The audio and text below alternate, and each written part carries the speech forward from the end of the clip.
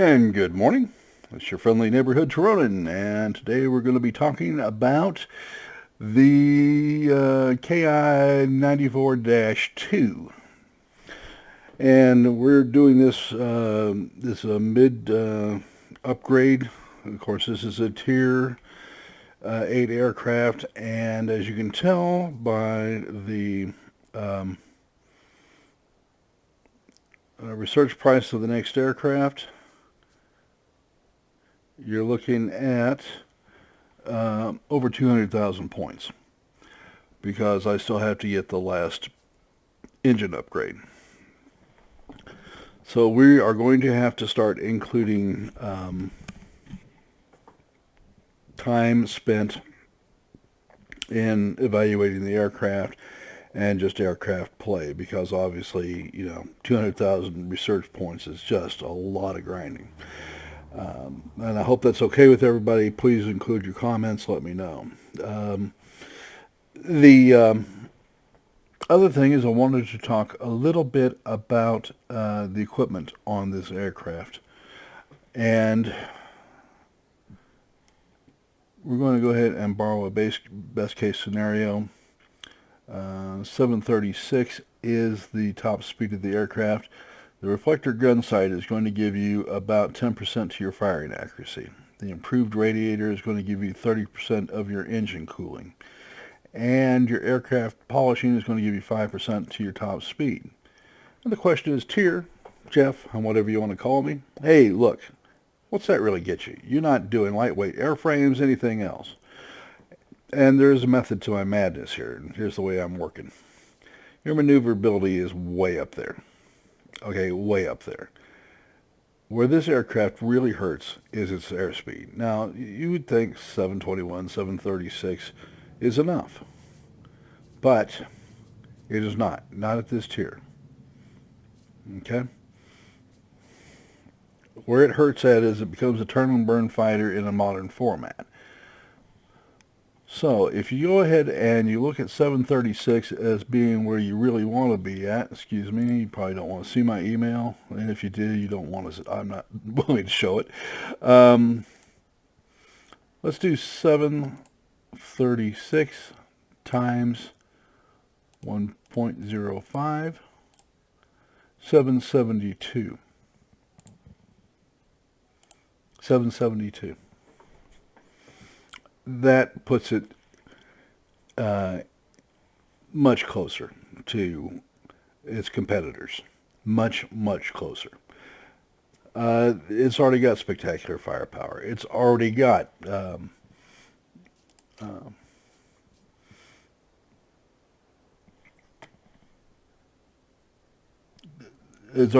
spectacular turning circle. I'm sorry, I got lost on train of thought of where I wanted to go there. So when you start looking at this, this is something that you want. I have some extras here, so I'm just throwing these in here. I've got some, so why not use them? Okay. So when you start adding that together, what I'm doing is making up for the deficiencies of the aircraft. It doesn't have a lot of boost. Well, if I get my boost back 30% faster, then I effectively had boost 1/3 of the time more than I did. If I get the aircraft polish, I bring it much closer to its competing aircraft. Now it's not so much turn and burn as it is getting closer to a boom and zoom. All right, because the altitude performance is already pretty spectacular. Maneuverability is right off the charts. There's only one aircraft I'm aware of that's better in that regard, and that is the 8, well, it's in the lower tier. So there may be a better aircraft, who cares, but in turn and burn, but in most cases you've got more than enough turning capability to take care of yourself. Survivability, you're kind of low, and there's not a whole heck of a lot I can do without going an entirely different direction. Okay, well, that's fine. But now I've got an aircraft that can stick a little closer with the 800 kilometer per hour aircraft that we're seeing out there. All right.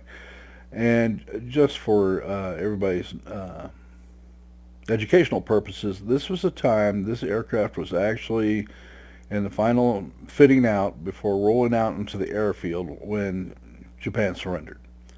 And there's actually a picture of it on Wikipedia being prepped. And it's just sitting there with panels and stuff still open. Never even hit the runway. But along with its fellow aircraft, this was a time when you had a P-51H that was approaching 500 miles an hour. The F4U-4 was out there at 440 miles per hour. You had the de Havilland Comet out in production, which is over 500 miles an hour. You had the P-80, which was in production, actually flying. This hadn't been committed because it had too many secrets. The same reason the Comet was held out of close combat. It had too many secrets they didn't want to give to the Axis or the powers. That was over 500 miles. Those were already out there. The Bearcat was in production, never got to the field in time. Again, 460 to 480, depending who you want to believe. There were lots and lots and lots of aircraft that are all approaching the 500 mile per hour limit. One of the versions of the P-47, the H, I believe, was coming out at 500 miles an hour. So they were reaching the absolute limits of what could be done with propeller aircraft. I believe the Seafang was out there around that. Then the Spiteful, and there were lots of aircraft in there. All were well past 400 miles an hour in the best conditions, in a clean condition. That's one of the problems that you're going to run into when you start looking at specifications. They are all best case scenarios. I am told that the Mustang, I've gotten all sorts of emails. The Mustang was a 440 mile an hour fighter. And you're right, it sure was. When it didn't have bomb racks hung up underneath it. When it didn't have various other gear that was hung underneath it. When they're in combat, you can take 20, 30 miles an hour off these aircraft every time. I don't care who the manufacturer is or what mumbo jumbo you hear. 420 to 450 miles an hour was about what you were going to see in actuality. But in test conditions, yes, you could get that. But full fuel loads and bomb rack mountings that were put on them and other things, that was the reality. Okay, we're going to go to battle here. And hopefully I won't make a complete ass out of myself. And we're going to see the effect of this. Now, I've gone a different way because I will tell you the way that I normally will go is the lightweight airframe. I'll always take the sights unless they're... I'll take the sights in both cases, but lightweight airframes and better aerodynamic surfaces to try to get the most out of the turning capability of the aircraft. Here I've done something a little different.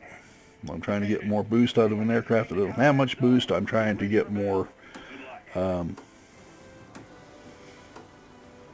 speed out of an aircraft that doesn't have enough speed, in my opinion. Now, some of you are going to tell me I'm full of it, and that's okay. It's perfectly okay to disagree with me. Excuse me there.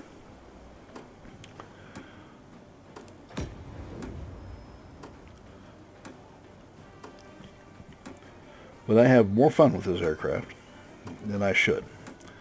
And we're also going to do something, we're going to go right after this tactical base, but I'm going to be keeping an awfully close eye on that mining base. Now, the reason for that is I cannot capture a mining base. Nobody can.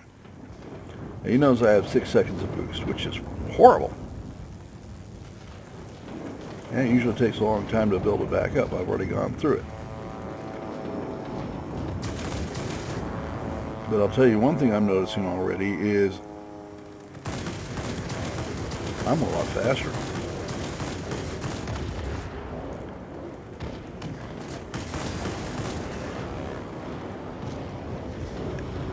Now it does just take very long to come around on this aircraft anyway. So I've just thought that, you know, turning circles unless I get into it with another KI-94 is just a waste of my time. Now, I noticed that there is nobody bothering those ground attack aircraft while they're doing their job, so I'm just going to move on. No use for me to get involved in it.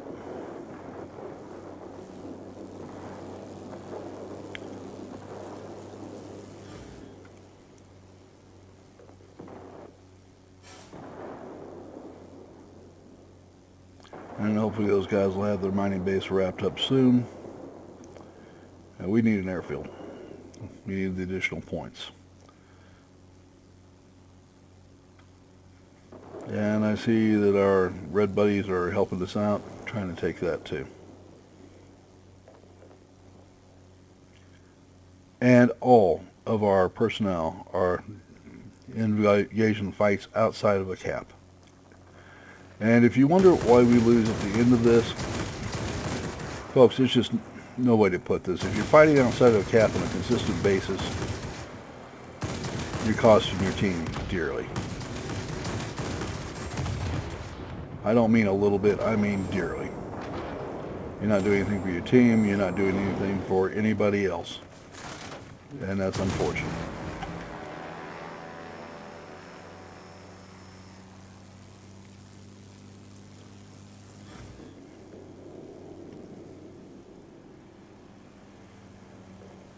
And I bet that guy's wondering why he's not losing. This has made more of a difference than I want to think about.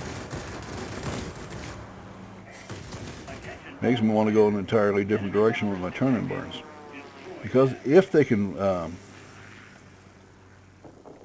fight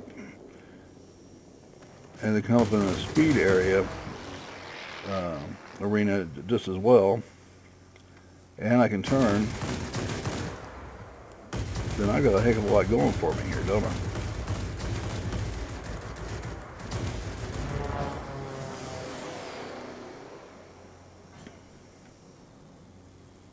Now he's trying to boom and zoom, and he's just not having a whole lot of luck here.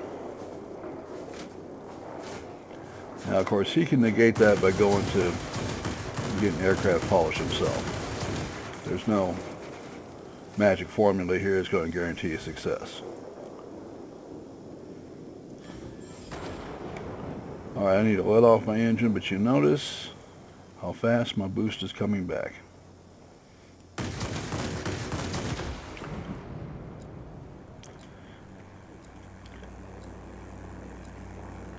By the way, when you're getting zapped from every angle, that's the classic sign that there's nobody out there but you. Or at least nobody's doing a very good job of being effective but you. Oh, my. That was irritating. Okay, let's get to battle here.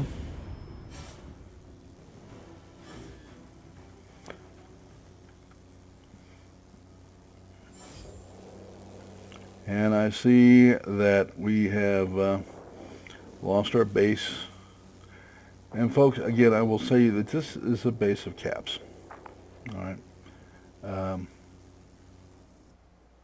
A game of caps, you should say.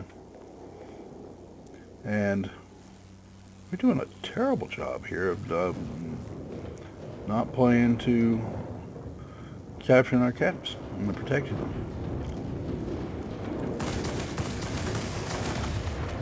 That's just dumb. Okay? And you guys are smarter than this. Alright, we took that back. Now what I'd really like to do, you notice lots and lots of people go up there and fight the bombers. But what we really ought to be doing is taking the command base. And we're seeing lots of people fight in the middle where there's no caps. Nothing to be gained.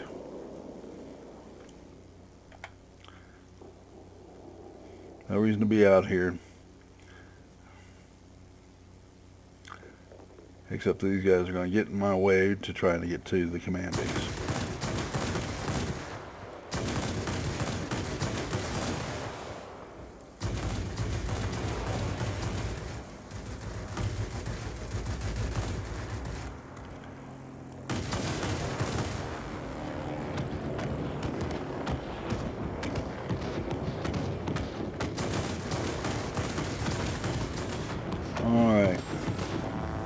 we made him all sorts of unhappy, and I'm sure these other fellows are just waiting to line up on me.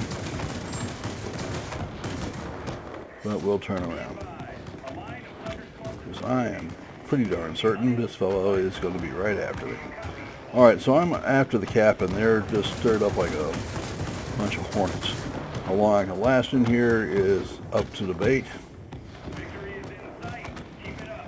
But being a fast turn and burn has its advantages, doesn't it?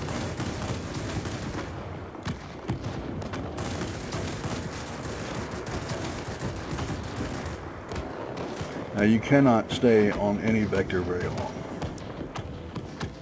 You notice how many people just wanted to line up on me. Alright, let's turn around. Get out of there. You're not so fast you're going to get away from people. You just can kind of stay up with them better. Alright. And at this level you simply can't ignore. I'm just hoping some of my teammates will catch on to the fact that I am doing this.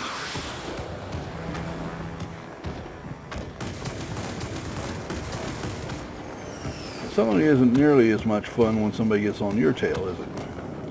Now my pilot's injured. I've got to wait for him to come back.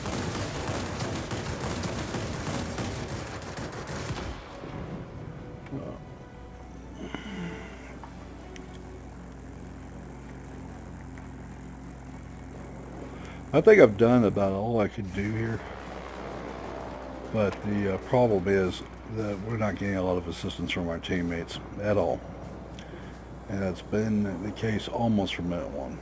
Now we're still winning, but that's not going to last very long. Not the 4 cap still won.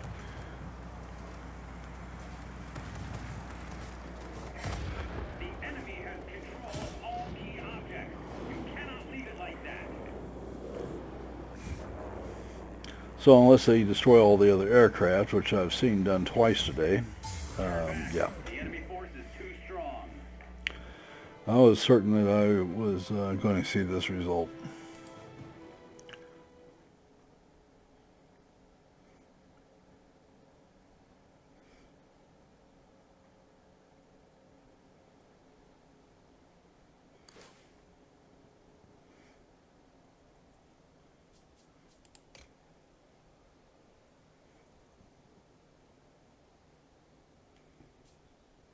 Okay, so we didn't do bad with making some money.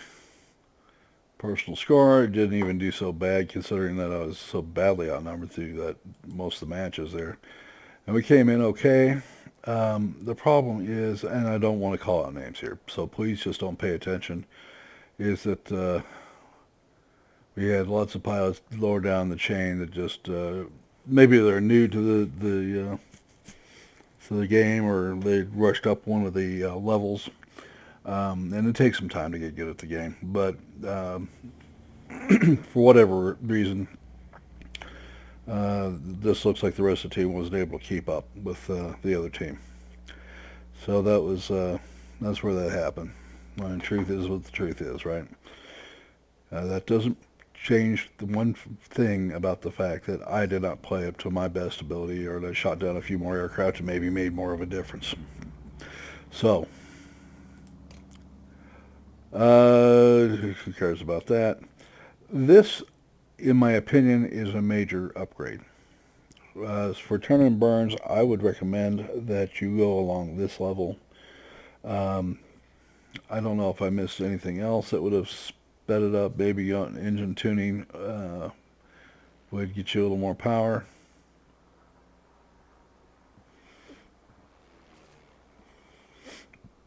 But in my opinion, with the ultra maneuverable aircraft, unless you're dealing with a lot of other turn and burns, which at this level you're not going to be, my recommendation is go with things that make you faster. All right, you may want to go with the engine tuning. You may want to go with the, instead of the radiator, you may want to go, but that's the only change I would make. It was much more able to stay up with the other aircraft, and only the fact that I found myself being attacked from all directions stopped me from killing a lot more aircraft than I could have. Gameplay is something that I'm going to have to put together, and I really want to take some time, and I'm going to have to learn how to string together videos, and it's going to be a long one. If you guys have an interest in that, let me know. That's going to take considerable effort on my part, and I also want your inputs. Feel free to email me. That's jlong135@verizon.net with your thoughts. Things that you'd like to see in such a video. I would really like to hear from you. I'm trying to make this as educational channel as I could, and I can, and and I want audience participation. So I don't do this just for me, obviously. So far, I have not made a dime. I hope that will change someday, but right now it's all on me. And so obviously I'm doing this for the community, not for myself. So your participation and my catering to your needs, to be blunt about it, are going to be real important to me. All right. So remember to like this video if you like the video. If you don't like it, let me know what's different. What can we change? How do we make it better for you? And if you haven't subscribed, please subscribe. We have been in production since November 19th. No, yeah, I think that's right. November 19th. So it might be October 19th. I hope that's right, but November 19th. So we're, oh, let me think of all of that. Yeah, I think that's correct. Okay, so in any case, we need more subscribers. We need all the friends we can get. I do thank you, and we'll see you tomorrow.